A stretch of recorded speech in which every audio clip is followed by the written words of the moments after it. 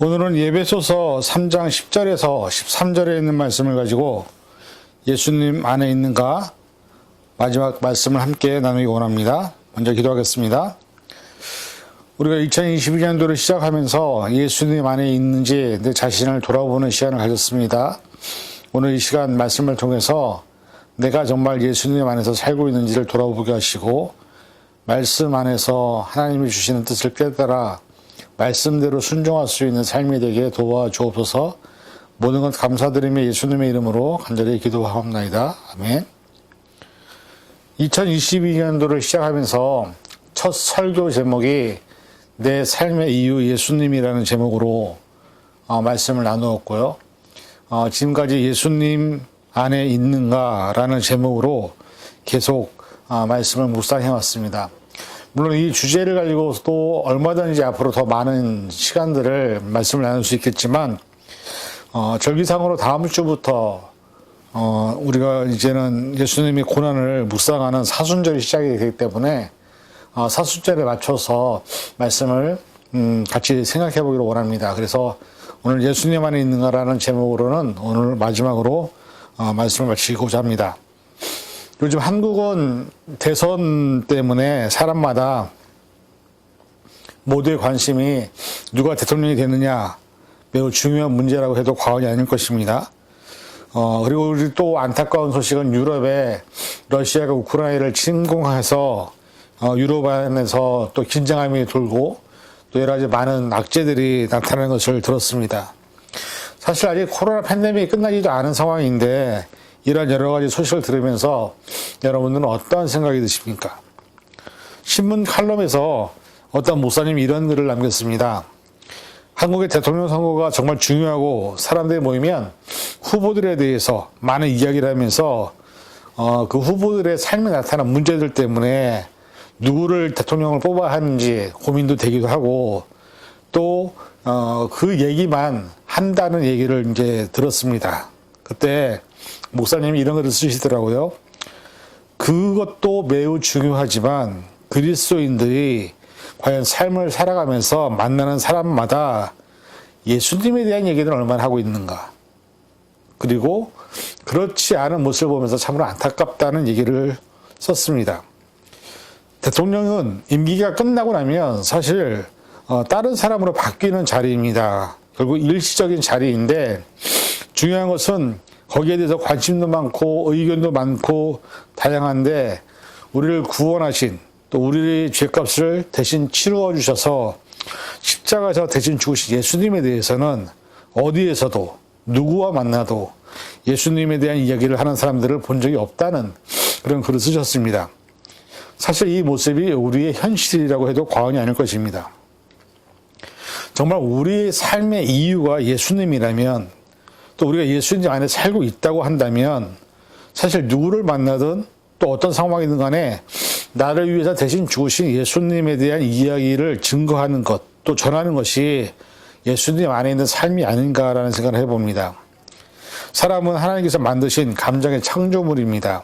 그래서 무엇을 보느냐, 또 어떤 이야기를 듣느냐에 따라서 우리의 감정은 여러 가지 다양한 것을 경험하고 느끼게 되어 있습니다. 요즘 자주 보는 동영상은 여러분 무엇을 보십니까? 또 자주 듣는 이야기는 어떤 이야기를 듣고 있습니까? 그리고 내 입에서 자주 나오는 말은 어떤 말을 하고 있는지 돌아보아야 합니다.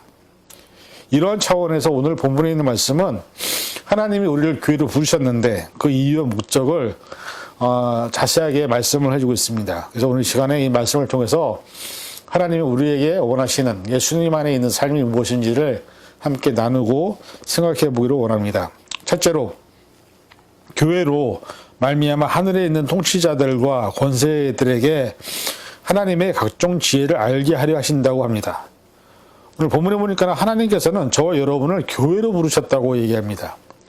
그리고 교회인 우리를 통하여 세상의 통치자와 권세자들에게 하나님의 각종 지혜를 알게 하려고 우리를 부르셨다고 합니다. 이런 부름의 이유로 부르심을 받았지만 사실 우리의 삶은 대부분 세상의 통치자나 권세자들에게 어떻게든 잘 보일까, 또 어떻게든 그것을 통해서 우리의 삶에 좋은 것을 얻을까에 바쁜, 결국 하나님이 원하시는 삶과는 전혀 다른 삶으로 살고 있는 것이 우리의 모습임을 고백할 수밖에 없습니다. 교회가 하나님의 오묘하고 위대한 섭리와 진리인 지혜를 보여줄 수 있는 방법이 무엇일까요? 세상의 이치대로, 세상의 순리대로 살아가는 것이 아니라 하나님의 영적인 것을 추구하고 또 세상 사람들이 이해하지 못할지라도 하나님을 믿고 의지하는 그런 능력으로 살아갈 때 세상은 하나님을 알게 된다는 것입니다. 많은 사람들이 교회의 의미를 잘못 이해하고 있습니다. 대부분 우리가 교회라 하면 건물, 예배를 드리는 공간이라고 얘기를 합니다. 그러나 성경에 보면 교회는 공간의 개념이 아니라 바로 저와 여러분을 하나님이 교회라고 하십니다. 고린도전서 3장 16절 너희가 하나님의 성전인 것과 하나님의 성령이 너희 안에 계시는 것을 알지 못하느냐. 이 말씀에서 분명하게 우리는 하나님의 성전이라고 말씀하고 있습니다. 교회라고 말씀하고 있죠. 이 말씀처럼 우리 자신이 성전이자 교회입니다. 왜냐하면 하나님이 우리 안에 계시기 때문입니다. 하나님이 계신 가정이 교회이고 하나님이 계신 내가 교회로 부름을 받은 것입니다. 중요한 것은 교회로 부름받은 우리가 교회로서의 역할과 책임을 다하고 있느냐라는 것입니다. 오늘 본문에서는 교회는 세상의 권세자들과 통치자들에게 하나님의 지혜와 능력과 권능을 보여주라고 합니다. 그러한 인물이 누가 있을까 곰곰이 생각해 보니 아마 다니엘이 아닌가 싶습니다. 다니엘은 포로로 잡혀갔지만 절대로 세상의 권세와 통치자 앞에서 그들이 원하고 바라는 대로 자신의 삶을 바꾸지 않았습니다. 도리어 하나님의 백성으로서 당당하게 하나님의 영광을 드러내기 위해서 세상의 권세와 통치 앞에서 담대하게 하나님의 백성으로서의 삶으로 기도를 쉬지 않았기 때문에 결국은 사자굴에 들어갈 수밖에 없었지만 그 사건으로 인해서 세상의 모든 사람들에게 다니엘이 섬기는 하나님이 어떤 분인지 알게 하는 놀라운 능력을 보여주었습니다. 골로새서 1장 27절 하나님이 그들로 하여금 이 비밀의 영광이 이방인 가운데 얼마나 풍성한지 알게 하려 하심이라. 이 비밀은 너희 안에 계신 그리스도시니 곧 영광의 소망이니라. 이 말씀처럼 이방인 가운데서도 또 믿지 않는 자들 가운데서도 우리를 통하여 얼마나 풍성한 하나님이신지를 알게 하기 위해서 우리를 교회로 불렀다 말씀하십니다. 사실 세상에 있는 모든 사람들은 절대로 하나님을 알 수 없습니다. 문제는 하나님을 보여줄 수 있는 도구가 바로 교회라는 것입니다. 사실 몇 년 전만 해도 한국의 많은 기업들이 성장하고 성공한 교회를 롤모델로 삼아서 사회적 기업을 운영했던 때가 있었습니다. 이 말은 교회가 사회의 본이 되고 또 모델이 되었던 때가 있었던 것입니다. 그런데 언제부터인가 교회는 세상보다 더 악하고 때로는 비열하고 싸움만 하면 교회 할 정도로 많은 교회가 타락하고 사회적 낙인이 찍혔습니다. 결국 코로나 팬데믹을 통하여 그렇게 자랑했던 그리고 선교 강국의 이미지가 더 이상 아닌 많은 교회가 문을 닫는 안타까운 모습을 우리는 보았습니다. 그 이유가 뭘까요? 교회가 하나님의 선의와 능력과 권능을 또 놀라운 지혜를 세상 사람들이 부인하지 못할 정도로 보여주었다면 아무리 코로나 팬데믹이라 할지라도 사람들은 교회를 떠나지 않았을 것입니다. 그런데 교회는 세상보다 못한 그리고 스스로 그리스도님을 창피해야 하는 사회적 분위기 속에서 더 이상의 존재 이유와 목적을 잃어버린 교회가 되고 말았습니다. 이렇게 된 이유는 인본주의적인 교회, 또 하나님과 상관없는 인간적인 모습으로 교회가 유지되어 왔기 때문에 이러한 결과가 나타난 것입니다. 빌립보서 2장 13절 너희 안에서 행하시는 이는 하나님이시니 자기의 기쁘신 뜻을 위하여 너희에게 소원을 두고 행하게 하시다니. 방금 이 읽은 말씀처럼 우리 안에서 일하시는 분이 하나님이십니다. 우리는 단지 교회로서 우리가 해야 될 사명과 또 우리의 책임을 감당하면 그것에 대해서 필요한 모든 힘과 능력을 주시는 분은 하나님이라는 사실입니다. 어떤 일에도 어떤 상황에서도 사람의 생각이나 세상적인 방법이 아닌 하나님이 일하실 때 그 교회는 그 가정은 그리고 개인은 놀라운 하나님의 능력을 경험하게 된다는 것입니다. 그로 인해서 세상에 있는 모든 통치자나 권세자들도 놀라게 되는 것입니다. 사실 이 부분이 현대 교회가 실패한 원인이기도 합니다. 교회로 부름받은 우리들의 삶에서도 우리가 실패한 이유는 하나님이신 또 성령의 능력이신 그것을 의지하지 않고 내 힘과 내 능력으로 하려고 했기 때문에 실패한 것임을 인정해야 합니다. 하나님은 교회를 통해 일하십니다. 교회로 부름받은 우리 각 개인과 공동체가 하나님의 뜻을 받들어서 하나님의 방법대로 하나님의 뜻대로 순종할 때 세상의 권세자들과 통치자들에게 하나님의 지혜를 보여주게 된다는 사실을 잊지 마시고 부디 저와 여러분 모두가 하나님의 말씀에 순종하는 다니엘과 같은 삶을 사셔서 하나님의 지혜를 세상에 보여줄 수 있는 그런 심령이 되시기를 간절히 축원을 드립니다. 둘째, 그리스도 예수 안에서 예정하신 뜻대로 하신 것이라고 합니다. 하나님께서 우리를 교회로 부르신 것은 하나님의 예정하신 뜻 가운데서 하나님의 뜻대로 하신 것입니다. 이 말의 의미는 우연이 아니라 하나님의 뜻과 계획 가운데 우리를 택하셨다는 것입니다.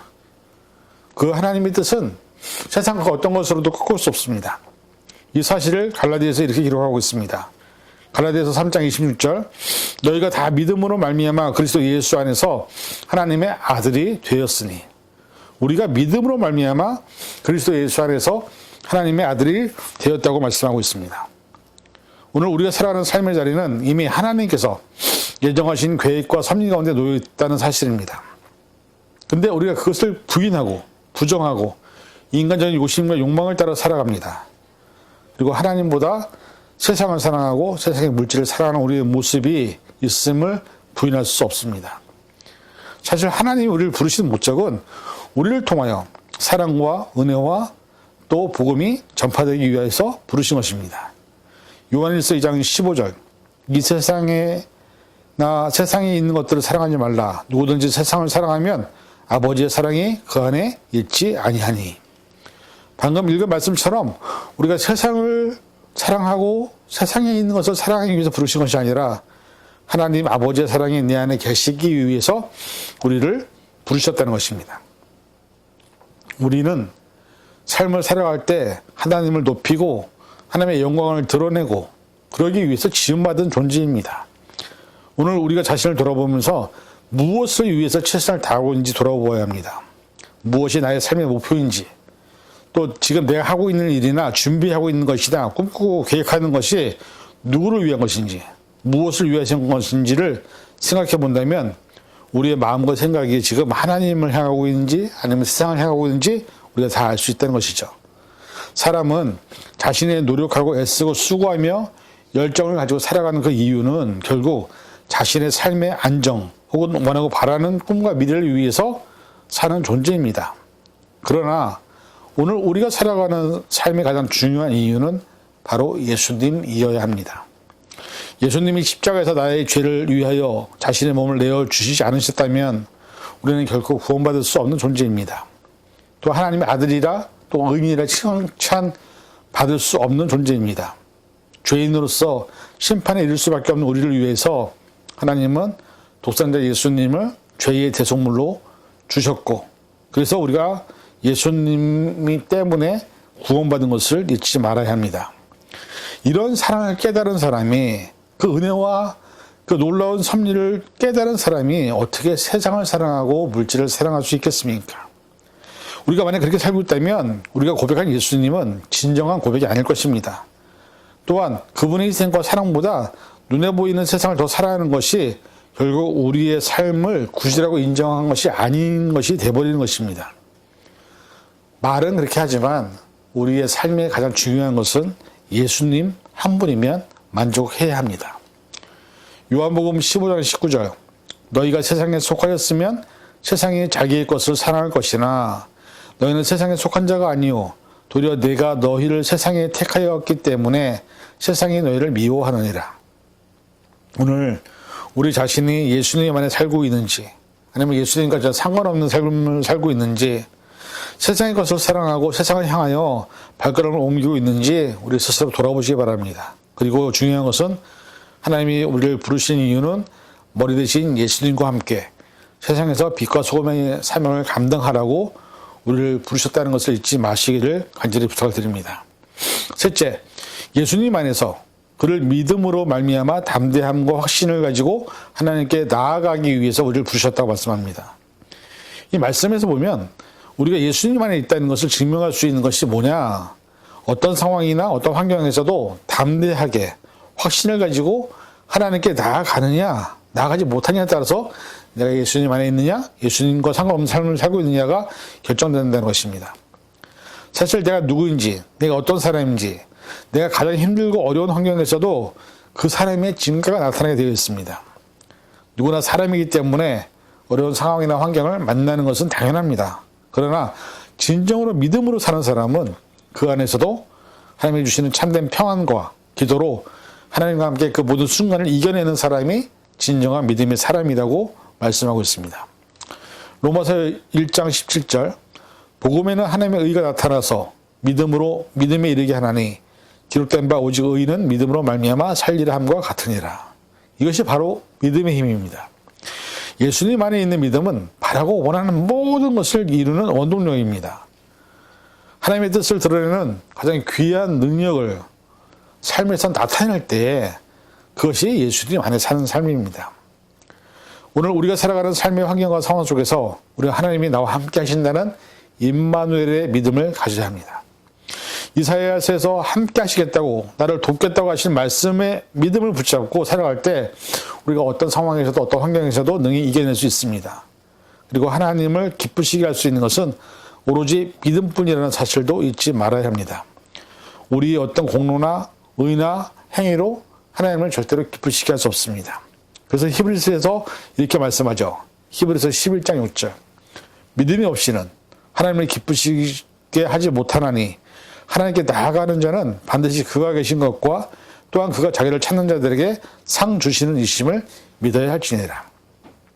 우리는 하나님의 창조물입니다. 사실 우리에게 이미 주신 담대함과 확신을 우리가 너무 때는 잃어버리는 경향이 얼마나 많은지 모릅니다.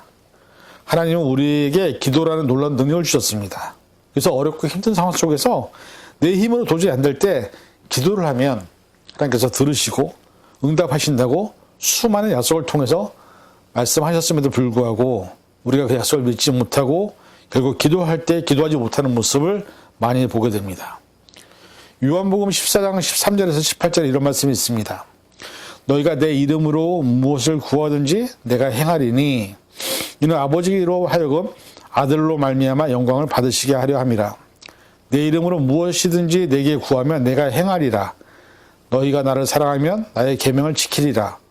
내가 아버지께 구하겠으니 그가 또 다른 보혜사를 너희에게 주시사 영원토록 너희와 함께 있게 하리니 그는 진리의 영이라 세상은 능히 그를 받지 못하나니 이는 그를 보지도 못하고 알지도 못함이라. 그러나 너희는 그를 아나니 그는 너희와 함께 거하심이요 또 너희 속에 계시겠음이라. 내가 너희를 고와 같이 버려두지 아니하고 너희에게 오리라.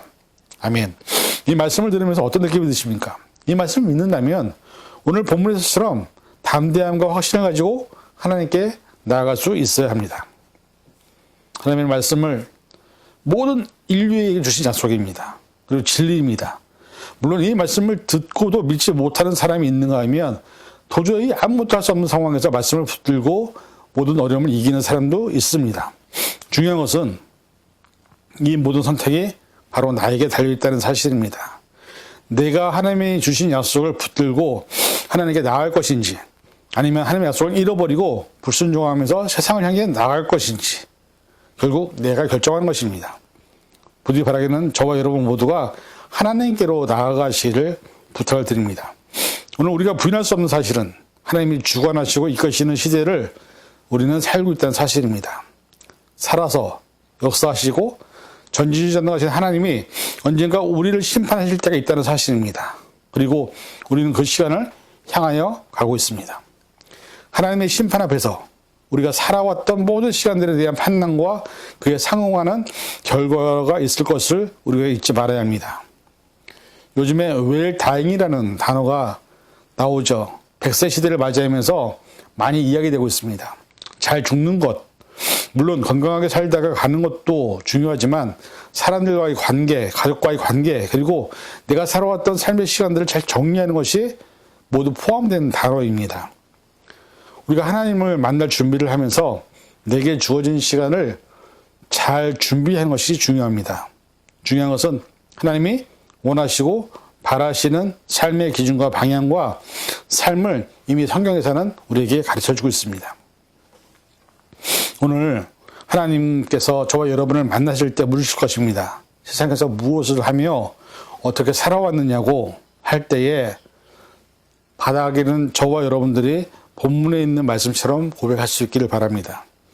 교회로서 통치자들과 권세자들에게 하나님의 각종 지혜를 알려주며 살아왔다고 고백할 수 있기를 바랍니다. 그리고 하나님의 뜻대로 늘 담대함과 확신을 가지고 하나님을 만날 준비를 하면서 살아왔다고 고백할 수 있기를 바랍니다.